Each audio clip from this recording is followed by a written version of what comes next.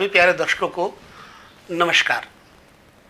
प्रिय दर्शकों, जन्म कुंडली के अंतर्गत हम जो वीडियो आप तक देते हैं उसका लक्ष्य यही है कि हम एक तो अपनी विचारधारा आपके साथ व्यक्त करना चाहते हैं, दूसरा कारण है आप अपने विचारधाराओं के साथ जब हमें उनके उत्तर देते हैं तो अच्छा लगता है। कुछ लोग लगातार निरंतर हर वीडियो को वॉच करते हैं, अच्छे से देखते हैं।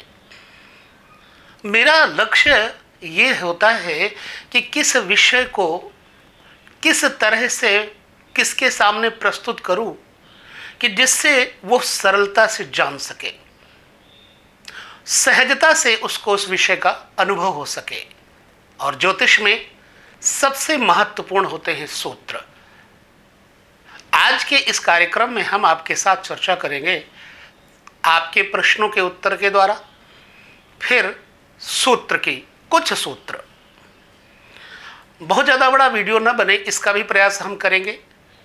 पूरा वीडियो ध्यान से जब आप देखेंगे तो आपको वह विषय पूर्णतः समझ में आएगा और फिर उस विषय का आप हमें अपने प्रश्न द्वारा उत्तर लेने का प्रयास भी करेंगे। हमारा प्रयास होगा कि आपको सहजता से बता सकूं। हमारे इस चैनल पर कुछ लोगों के प्रश्न आए हैं, मैं पहले उनका उत्तर दे दूं। अशोक दुबे लिखते हैं, सर आप जरूर बताएं कि किस भाव से क्या देखते हैं, पर उसको किस प्रकार याद किया जाए ये भी बताएं, धन्यवाद। अशोक दुबे जी, पहली बात तो सहज भाषा में आपको मैं कह दूं, जो मैंने जिस तरह याद किया था वो बता दूं। 12 भाव होते हैं जन्म कुंडली में, जिनको 12 घर भी कहते हैं। पहले घर को आप यूं याद करिए, तन। दूसरे घर को धन, तीसरे घर को सहज। इसको हम दोहे की तरह आपको समझा देते हैं। तन, धन, सहज, सुहत, सुत, शत्रु, कलत्र, बताव, मृत्यु, धर्म, कर्म, आय, व्यय, ये हैं 12 भाव। तो ये जन्म कुंडली देखने का सहज सूत्र है। पहले घर से तन अर्थात आपका शरीर, आपकी बनावट, आपके स्वरूप, आपकी सुंदरता, आपका रंग, आपकी पुष्टता, शारीरिक बल, आपके माथे पर तेज, इन सब चीजों का विचार किया जाता है। अब दूसरे घर से ये मात्र धन का विषय नहीं है। दूसरे घर से धन का विषय विचार किया जाता है कि जातक के पास जिसकी जन्म कुंडली है उसको जातक कहते हैं। जाना जाए जिस विषय को, जिसके द्वारा उस विषय की जो अभिलाषा करे, जो चाहना करे, उसे जिज्ञासा अथवा जातक कहते हैं। तो जातक का दूसरा घर एक तो वाणी का भी होता है, धन का भी होता है, मुख का भी होता है, दाहिने नेत्र का भी होता है और कुटुंब का भी होता है। यहां से कुटुंब का विचार भी किया जाता है। और ये दूसरा घर पत्नी की आयु का भी हमें दर्शन कराता है कि पत्नी की आयु कैसी होगी, पत्नी का सुख कैसा होगा, क्योंकि कुटुंब में पत्नी आती है। फिर तीसरा घर मैंने बताया तन, धन, फिर सहज। सहज का मतलब होता है हमारे रिश्तेदार, भाई बंधु, मित्र वर्ग, नौकर चाकर, खास तौर से छोटे भाई बंधु, एवं बल तथा पराक्रम। इस तरह से आप एक शब्द में इसको रिपीट कर लें। तन, धन, सहज, 3 हो गए। अब हो गया सुहृत। सुहृत का मतलब होता है आपको विशेष स्नेह करने वाले शुभ चिंतक। अब सबसे ज्यादा अगर जीवन में कोई शुभ चिंतक है तो वो होती है मां, अर्थात चतुर्थ हाउस को सुहृत कहा जाता है। सुहृत का भाव यही होता है कि जो हमें बहुत स्नेह करे और निस्वार्थ भाव से करे, शुभ चिंतक। तो इसलिए मां का घर कहा गया। अब चौथे घर से विचारणीय बातें क्या क्या हैं। ये घर वास्तव में मनुष्य के मकान, कोठी, बंगला कितना बड़ा होगा, सुख होगा या नहीं होगा, अच्छी नींद लेगा या नहीं लेगा, नदी का विचार, वाहन, मोटर गाड़ी इत्यादि का विचार यहां से किया जाता है। और अन्य विषय बहुत ज्यादा है, परंतु आपको सिर्फ याद करना है सुहृत। तो पहला तन, दूसरा धन, तीसरा सहज, चौथा सुहृत। तन, धन, सहज, सुहृत। अब आ जाते हैं सुत पर। सुत का भाव होता है पुत्र, पुत्री।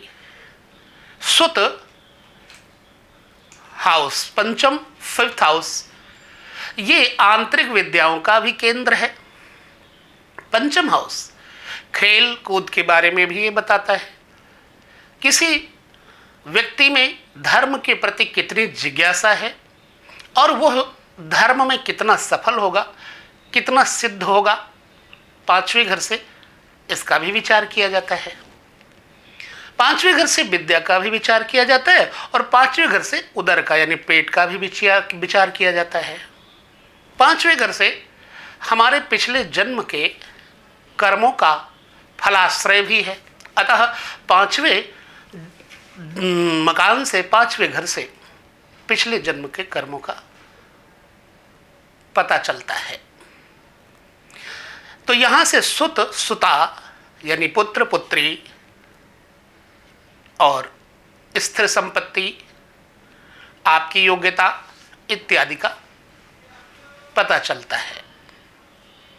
छठे घर से क्या विचार किया जाता है, जिसको शत्रु कहते हैं। शत्रु का मतलब है दुश्मन। अब मनुष्य के दुश्मन सबसे पहले तो अपने अंदर ही होते हैं, 6 विकार होते हैं। अतः इसको रोग का भी घर कहा जाता है। कर्ज का भी विचार किया जाता है। यहां से मामा का विचार भी किया जाता है, मौसी का भी विचार किया जाता है। छठे घर से शत्रु का भी विचार किया जाता है और पेड़ों के इर्द गिर्द होने वाली जो कोई परेशानी है उसका विचार भी यहां से किया जाता है। छठे घर से, छठे घर में जो क्रूर ग्रह है वह अच्छा फल देते हैं। हालांकि अगर छठे, 8वें और 12वें घर में कोई ग्रह ना हो तो बड़ा अच्छा होता है। तो ये हो गया शत्रु का। और 7वां कलत्र। कलत्र का मतलब है पत्नी का स्वभाव, पत्नी का स्वरूप, पत्नी की शीलता, पत्नी का सौंदर्य, पत्नी की योग्यता। पत्नी कितनी धर्मात्मा होगी, कैसे घर से आएगी, पत्नी का बोलचाल, ये और व्यापार जो साझे में किया जाता है, पार्टनरशिप में किया जाता है, उस व्यापार का विचार भी 7वें घर से किया जाता है। मित्रता किसके साथ करनी है, किसके साथ करने से लाभ होगा, इसका विचार भी 7वें घर से किया जाता है। यात्राओं का विचार भी किया जाता है तथा भोग विलास, सुख समृद्धि का विचार भी 7वें घर से किया जाता है। 7वां घर मार्केश भी बनता है। 7वें घर का कारक ग्रह मूलतः शुक्र होता है। 8वें घर से मृत्यु के बारे में विचार किया जाता है। 8वें घर में यदि शनि है तो मनुष्य के आयु की रक्षा करता है। चंद्रमा अष्टम घर में अगर चला जाए, क्षीण हो और रात में जन्म हुआ हो कृष्ण पक्ष के अंतर्गत, तो मनुष्य के लिए हानि होती है। अष्टम भाव हमारी गुप्त मंत्रणा, छुपे हुए धन, गड़ा हुआ धन, अचानक प्राप्त होने वाले सट्टा, लॉटरी, जुआ इत्यादि का विषय भी बता देते हैं। अष्टम घर मृत्यु के कारणों का घर है, अतः इसके साथ हम चलते हैं नवे घर में। अब पुनः इस दोहे को एक बार हम आपको दोहरा देते हैं। तन, धन, सहज, सुहत, सुत, शत्रु, कलत्र, 7 और 8वां मृत्यु, धर्म। नवा घर धर्म का होता है। धर्म अर्थात यहां से भी मनुष्य के पास राजयोग का कारक भी है, धार्मिक यात्राओं का कारक भी है, विदेश जाने का कारण भी यहां से पता चलता है। मनुष्य के पिता का स्वभाव, पिता की शीलता, पिता का धर्म, कुल परंपरा तथा भाग्य, और दादा परदादा कुल परंपरा को नवा घर बताता है। मूल रूप से शारीरिक भाव से देखा जाए, हालांकि हम अभी पिछले विषय में आपको शारीरिक विचार में सिर्फ मुख तक बताए थे, कंठ तक बताए थे संभवतः। अभी हम एक बार उधर फिर से चल के हम शारीरिक संरचना में कौन सा घर किस शरीर के अंग पर अपना प्रभाव डालता है चर्चा करेंगे। तो 9th हाउस के बाद आता है कर्म। मनुष्य का अगर भाग्य अच्छा है तो उसके प्रत्येक कर्म में सफलता मिलेगी, इसलिए भाग्य पहले और कर्म बाद में।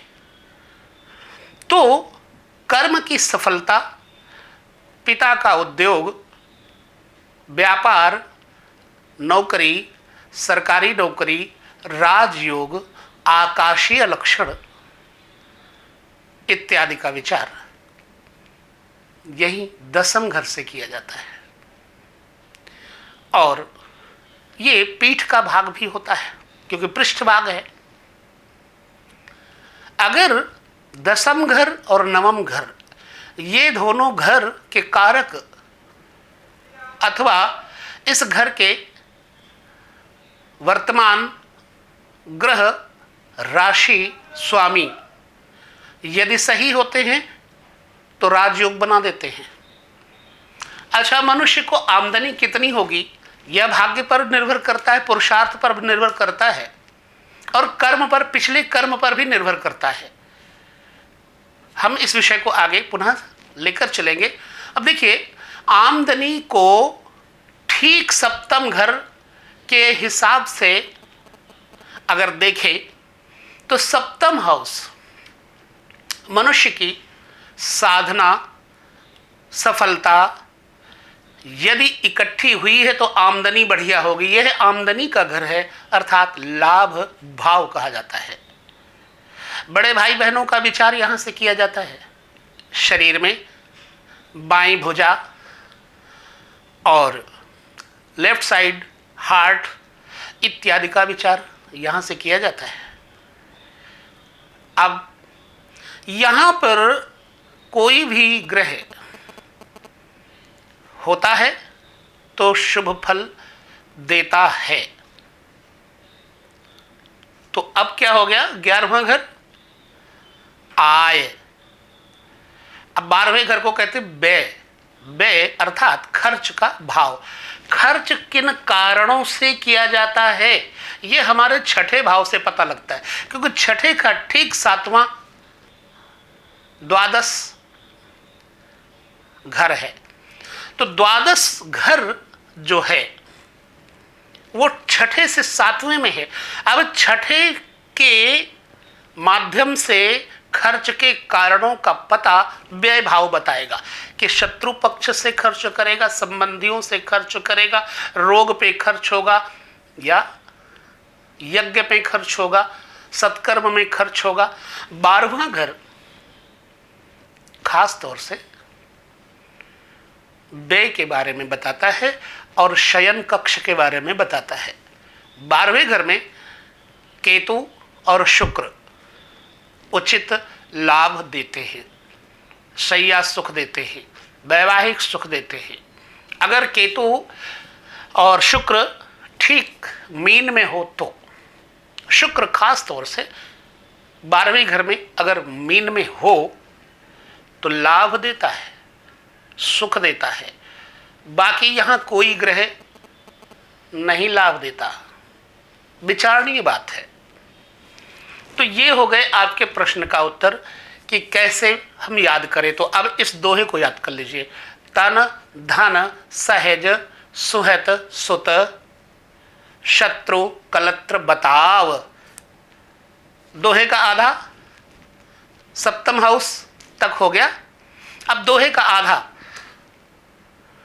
मृत्यु धर्म कर्म आय व्यय, यह हैं द्वादश भाव।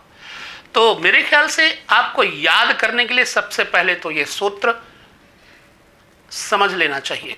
और मेरे ख्याल से आपका यह प्रश्न बड़ा ही सार्थक है, क्योंकि जो भी दर्शक इस वीडियो को समझ पाएंगे, देख पाएंगे, वो आपके प्रश्न के मेरे द्वारा दिए गए उत्तर को शायद सहज में समझ लें।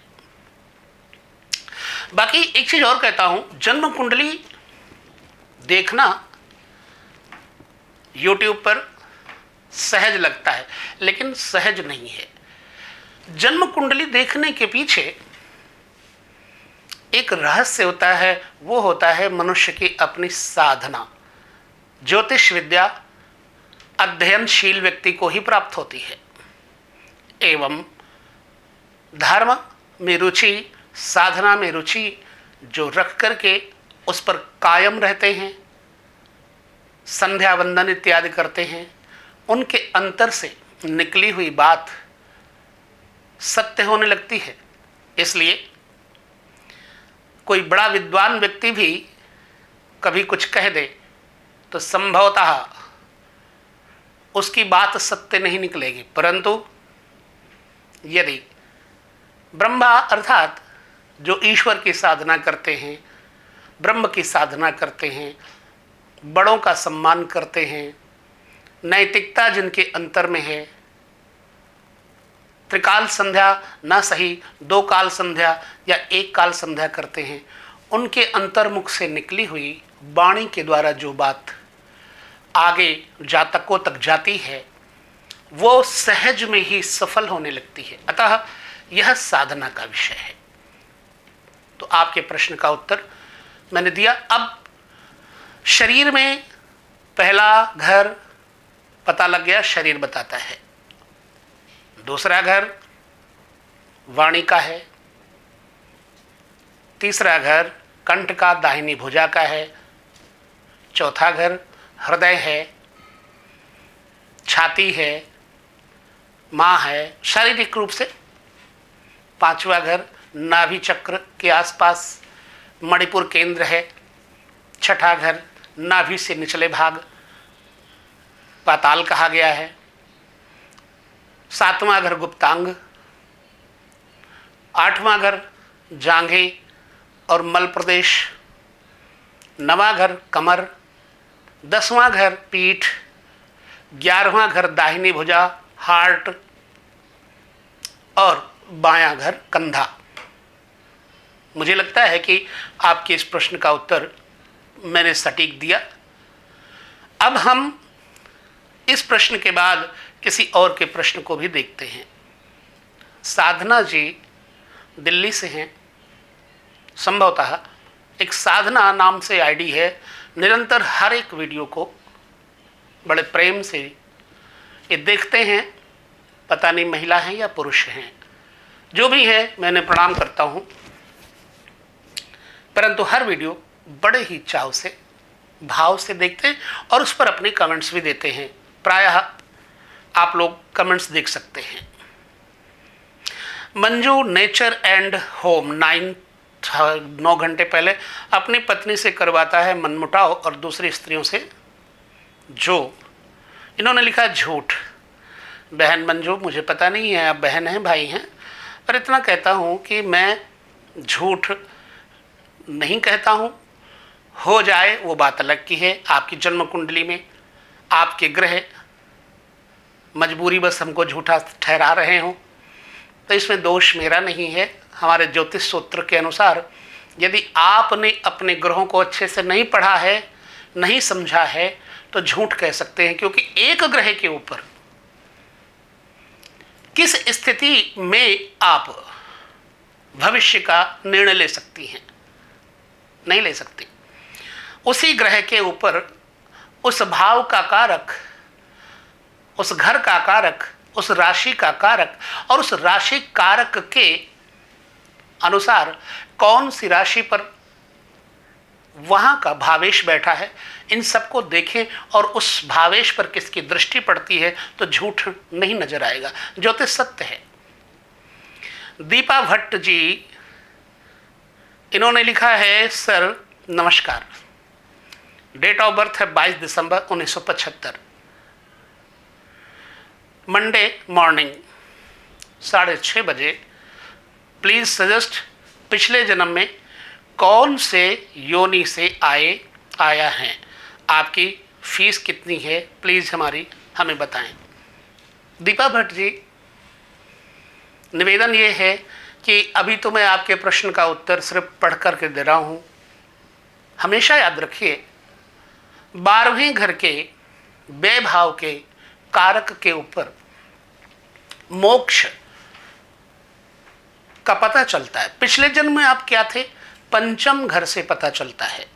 पंचम भाव पर और पंचम भावेश पर सात्विक, राजसिक, तामसिक, पाप ग्रह, क्रूर ग्रह, सौम्य ग्रह किसकी दृष्टि पड़ती है वो देखना है। यदि चंद्रमा, बृहस्पति, शुक्र, इन ग्रहों के अनुसार देखा जाए तो चंद्रमा चूंकि वाणी का, व्यापार का कारक है, वाणिज्य का कारक है, अतः जातक व्यापारी, स्त्री योनि, शुक्र और चंद्रमा यदि है तो स्त्री योनि, व्यापार घराने से संबंध होता है। बृहस्पति यदि है तो धर्मनिष्ठ, योगी। यदि केतु के साथ युति कर रहा है, 12वें घर में केतु है, तो उस मनुष्य को मोक्ष मिलता है। स्वगृह उच्च का यदि बृहस्पति 9वें घर में बैठा है, 9th हाउस में बैठा है, तो ऐसे व्यक्ति को मोक्ष मिलता है। परंतु याद रखिए, फिर से मैं कहूंगा कि 9वें घर में उच्च का सुगृह बृहस्पति बैठा है, कितने डिग्री, कितने अंश पर, इस विषय का वीडियो मैं आगे पुनः दूंगा कि कौन सा ग्रह कितनी डिग्रियों पर प्रबल होता है, सबल होता है, निर्बल होता है, बलवान होता है। ये हम अगले वीडियो में आपके साथ चर्चा करेंगे। फिलहाल आपकी प्रश्नावली ही लेकर चल रहे। तो दीपा भट्ट जी, मेरी फीस के बारे में आप हमारे कमेंट्स पे जाइएगा, उसके बाद आप डिस्क्रिप्शन चेक करिएगा यूट्यूब पे, वहाँ नंबर मिलेगा, उस नंबर से आप कांटेक्ट करेंगे तो आपको फीस वगैरह के बारे में हमारे ऑफिस के लोग बता देंगे। धन्यवाद। आप इसी तरह वीडियो देखते रहे और आपके प्रश्नों का उत्तर हम देने का प्रयास करेंगे। डॉन, मैंने लिखा था, एक वीडियो बनाई थी अपनी जन्म कुंडली से कैसे जाने प्रेम संबंध के बारे में। मेरा लग्न में ही शुक्र है लेकिन लव मैरिज नहीं। कुछ बोलो मत। हो सकता है आपने अपनी कुंडली के एक शुक्र को देख लिया है, शुक्र पर किसकी दृष्टि है, शुक्र किस ग्रह से प्रभावित है, वो आपको देखना चाहिए। हरिहर दत्त त्रिवेदी जी ने लिखा है, बहुत धीमी आवाज आ रही है, जरा तेज आवाज में वीडियो बनाएं तो सुनने में आसानी और होगी और रुचि बढ़ेगी। हरिहर त्रिवेदी जी, बहुत बहुत धन्यवाद। आप वीडियो देखते हैं और आपको आवाज़ कम लगी, उसके लिए हो सकता है कि एडिटिंग करने के समय कोई प्रॉब्लम आ गई हो, परंतु आगे से इसका ध्यान जरूर रखा जाएगा। और मेरी कई वीडियो जो हैं सिर्फ ऑडियो में ही आ रही हैं, ज़्यादातर ऑडियो में ही आ रही हैं। मैं जहां बैठता हूं वहीं पर उठ करके अपनी चर्चा करने लगता हूं तो वो रिकॉर्ड करके आगे डाल दिया जाता है। इस कारण से कई बार दूर से रिकॉर्ड किया गया होगा तो आपको उसका आवाज़ उसकी सही नहीं आई होगी, हम क्षमा चाहते हैं इसके लिए, आगे से हम ध्यान रखेंगे। शैलेश जेटपारा, भाग्य भाव प्रबल होगा, भाग्येश बली होगा, किस विषय पर लिखा मुझे नहीं पता। खैर, साधना जी लिखती हैं प्रणाम, बहुत बहुत ईश्वर की कृपा से आप स्वस्थ रहें, यही आशीर्वाद है। देवी प्रसाद जी ने, ये भी बहुत ही अच्छे हमारे दर्शक हैं और बड़े ही प्रेम से हर वीडियो को देखते हैं और हर वीडियो पर अपने कमेंट्स भी देते हैं, समझते भी हैं, सो धन्यवाद आपको भी। मनोज ठाकुर, सर वीडियो की जानकारी अच्छी लगी। मनोज ठाकुर जी, ऐसे वीडियो देखते रहिए और आप अपने ऊर्जावान शब्दों का प्रयोग हमारे लिए करते रहिए, प्रोत्साहन देते रहिए, हमारा मनोबल बढ़ता रहे और आपको अपने 32 वर्षों का अनुभव, जो भी कुछ मैंने अच्छा या बुरा कमाया है, बांट सकूं, मेरा प्रयास होगा मैं अपने दर्शकों को दे सकूं। अगला है शिखा विनेश, मिथुन लग्न में शुक्र सप्तम भाव में बैठा है।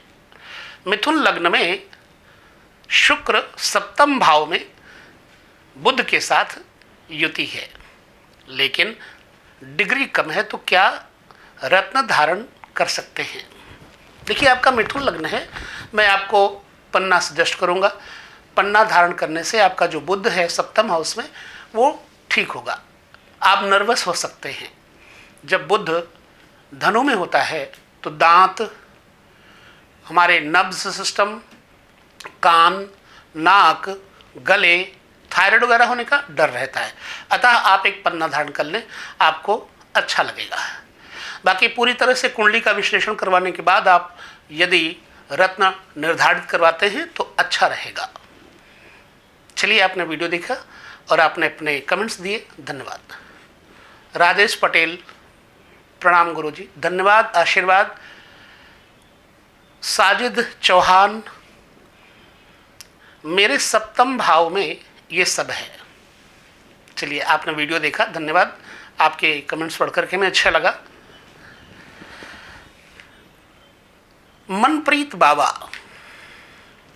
गुरुजी, पर मेरा तो सेवंत का मालिक मार्स है, जो लग्न में वृष राशि में है, पर मैरिड लाइफ बिल्कुल ठीक नहीं। देखिए, सेवंथ हाउस का कारक मार्स है, आप ध्यान से सोचें समझें। 7वें घर का कारक मार्स लग्न में बैठा हुआ है। अब लग्न में बैठा हुआ मंगल आदमी को जिद्दी बनाता है और पत्नी के ऊपर, परिवार के ऊपर बहुत ज्यादा कड़क स्वभाव अच्छा नहीं है। अपने स्वभाव में थोड़ा विनम्रता लाएं, मंगल को उपचार के द्वारा ठीक करें। मंगल के लिए क्या करना चाहिए आपको? गुड़ आटे में मिलाकर उसके पुए बना लें और सांड को मंगलवार मंगलवार खिलाएं। चने और गुड़ आप सांड को खिलाएं या बंदर को खिलाने से ज़्यादा अच्छा होगा। और साथ ही संभव हो तो एक मोती धारण कर लें, इससे आपका मंगल आपको ज़्यादा पीड़ित नहीं करेगा। फिर एक और दर्शक हैं, एविल नाम से आईडी है, इन्होंने लिखा, गुरुदेव 5वें शुक्र है, फिर एक भी रिलेशन नहीं हुआ आज तक, कृपया मार्गदर्शन करें प्लीज़। 6 नवंबर 2011, 55 मुंबई। एविल जी, ईश्वर की बड़ी कृपा है, कोई रिलेशन नहीं है, मानसिक सुकून है, मानसिक शांति है। फिलहाल शुक्र पंचम बैठा है, शुक्र के ऊपर सौम्य ग्रह की दृष्टि है, तो ये होगा भी। यदि क्रूर ग्रह की दृष्टि है, शत्रु ग्रह की दृष्टि है, अथवा 7th का भावेश, पंचम का भावेश गलत ग्रहों से युक्त है, दृष्ट है, तो ये सब विपरीत होगा। चलिए, ये कुछ प्रश्न रहे और उन प्रश्नों का उत्तर मैंने देने का प्रयास किया। अगले वीडियो में हम आपके प्रश्नों का उत्तर पुनः देंगे और नई जानकारी लेकर आएंगे। वीडियो कैसा लगा हमें जरूर बताएं। आप सभी को कोटि कोटि धन्यवाद। ऐसे वीडियो देखते रहें और हमें अपने विचार देते रहें। नमस्कार।